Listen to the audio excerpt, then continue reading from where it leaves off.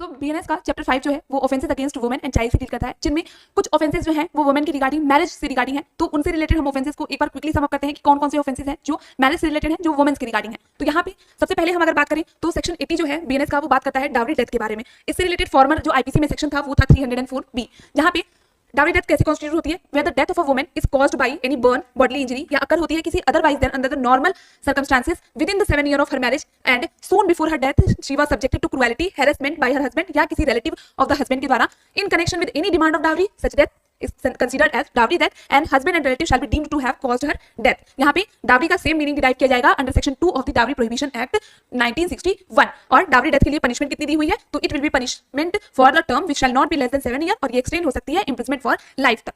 Next section 81 में है cohabitation caused by main deceitfully inducing believe of lawful marriage. Farmer में ये section 493 IPC में गिवन था। अब यहाँ पे अगर कोई मैन किसी वाइफ को डिसीटफुली ये बिलीव दिलाने की कोशिश करता है कि वो वाइफ जो है वो उससे मैरिड है लॉफुली, लेकिन एक्चुअलिटी में ऐसा नहीं होता है, तो वहाँ पे उस पर्सन को इंप्रिजमेंट होगी आइदर डिस्क्रिप्शन में for a term which may extend to 10 year and also liable to fine. Next आता है सेक्शन 82 बात करता है bigamy. It is one of the most important, ठीक है, बार बार एग्जाम में पूछा जाता है।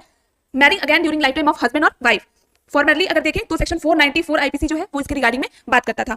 ये कहता है whoever having a husband or wife living married in case in which such marriage is void by reason of its taking place during such husband or wife shall be punished with imprisonment। तो जो second marriage होगी living spouse के रहते हुए, तो वहां पे marriage तो वॉइड होगी ही होगी, उसके साथ साथ में जो भी मैरिज करता है उसको पनिशमेंट भी दी जाएगी। इंप्रिजमेंट हो सकती है 7 ईयर्स तक एक्सटेंड करेगी एंड फाइन दिया जा सकता है इसी के साथ साथ। नेक्स्ट अगर हम बात करें तो यहाँ पे एक्सेप्शंस भी कुछ गिवन है, ठीक है। यहाँ पे अगर वो हस्बैंड है वो फाउंड आउट नहीं हो रहा है या वाइफ फाउंड आउट नहीं हो रही है, अगर उन्होंने किसी और में कन्वर्ट कर लिया है या एस्थेटिक हो गए हैं, तो ये सारी सिचुएशंस जो है जहाँ पे वो मैरिज जो है वो अलाउड हो जाएगी। नेक्स्ट अगर पनिशमेंट की बात करें, whoever commits under the offense under subsection है concealed from person with whom subsequent marriage is contracted, तो पहली मैरिज को छिपाते हुए अगर मैरिज की जाती है तो वहां पे इंप्रिजमेंट जो है वो 10 ईयर्स तक एक्सटेंड हो सकती है and also liable to fine. Next offence 83 में है marriage ceremony fraudulently gone through without lawful marriage. Former section 497 IPC था, जहां कोई भी डिसऑनेस्टली या फ्रॉडुलेंट इंटेंशन के साथ सेरेमनी करता है मैरिज की, ये जानते हुए that he is not thereby lawfully married, तो वहां पे उसको पनिशमेंट कितनी होगी, which term may extend to 7 year and shall also be liable to fine. And next है सेक्शन 84